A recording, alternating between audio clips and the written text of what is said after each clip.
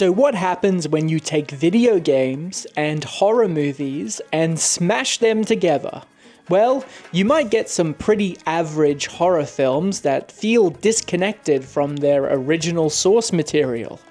Or you could get a bunch of cash grab online only microtransaction filled video games that try to bait you in with their nostalgia. But today we're not talking about either of those things. Instead, we're talking about horror movies that are literally about video games. This week, I decided to expose myself to 4 films in this very specific genre of horror.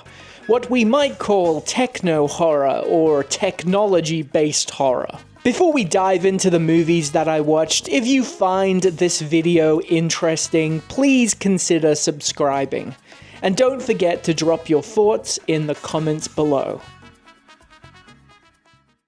First up, I started with Arcade from 1993, a science fiction horror film from Full Moon Productions. The movie kicks off with Alex, a teenage girl grappling with the recent suicide of her mother.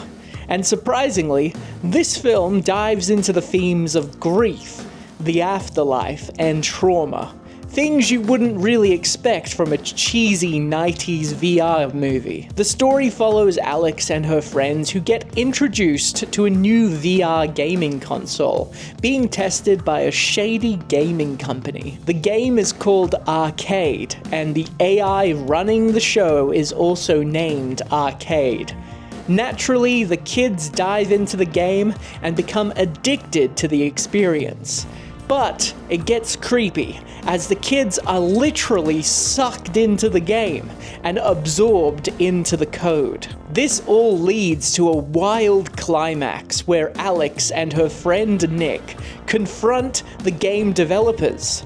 And the game developer gives them hints on how to beat the game, and admits to them that the AI has become rogue and evil and malevolent. It is revealed that the only way to save the souls of their friends is to finish the game.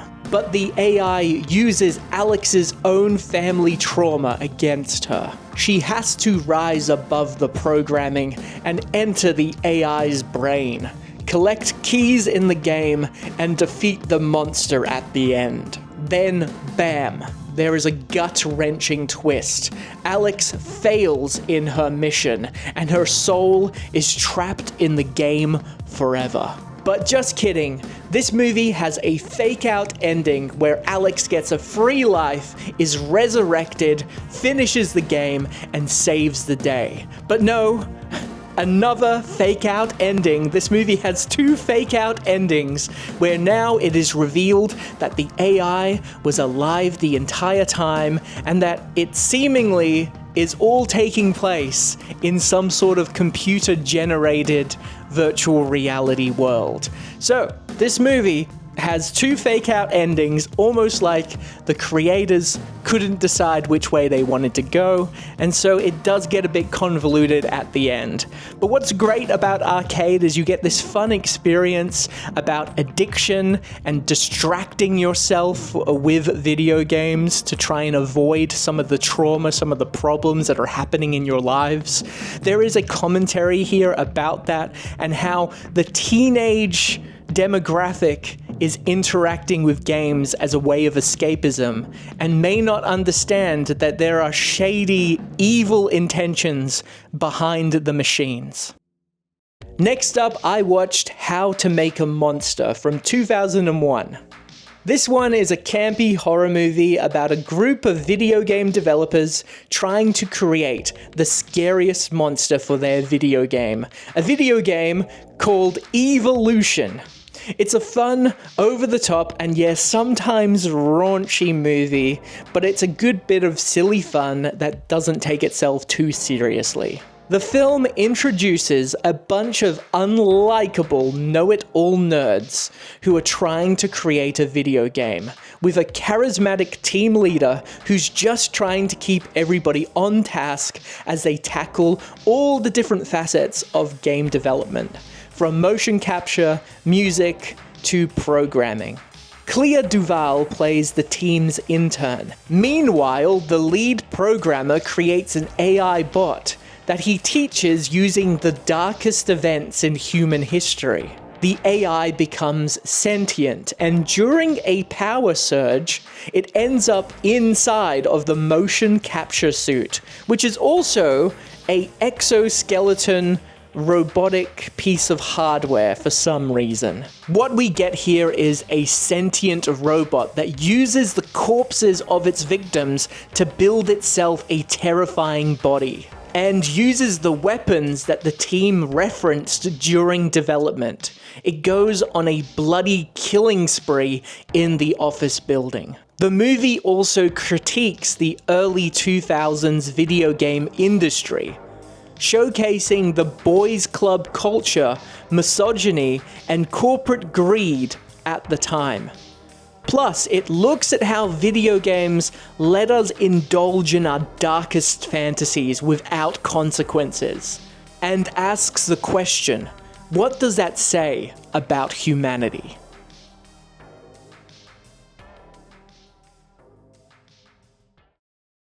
Next up is Beyond the Gates from 2016. This one centers around two brothers, Gordon and Chase, who are tasked with cleaning out their missing father's video rental store. While they're going through the place, they stumble upon a haunted VHS board game. They get sucked into the game and must collect keys to defeat the final boss. Like a few of the other films, this one delves into the themes of grief and addiction.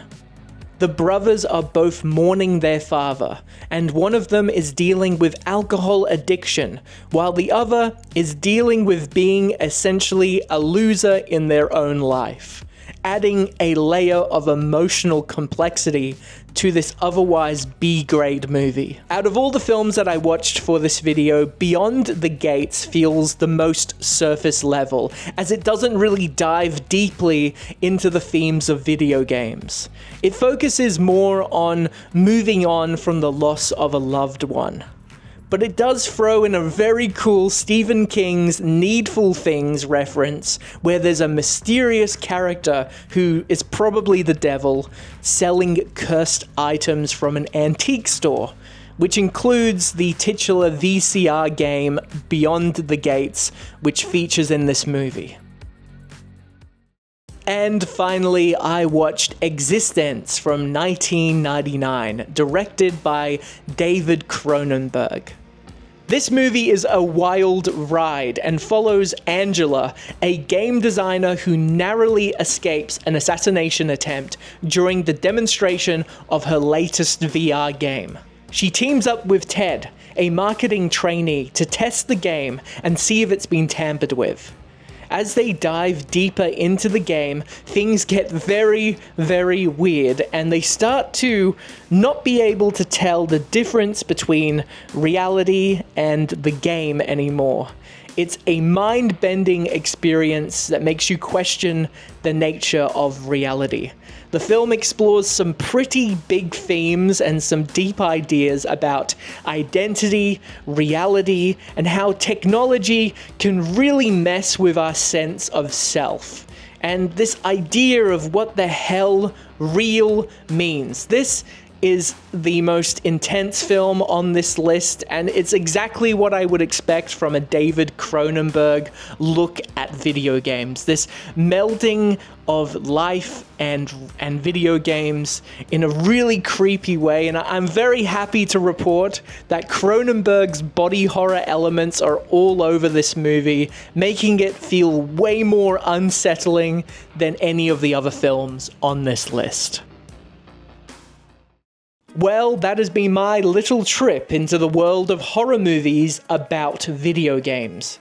Most of these dive into the horrors of virtual reality and pose some interesting psychological questions about existence, especially as we merge with technology and spend way more time inside of virtual worlds. Thank you so much for watching. Remember to stay creative, keep watching movies, and I'll see you in the next video.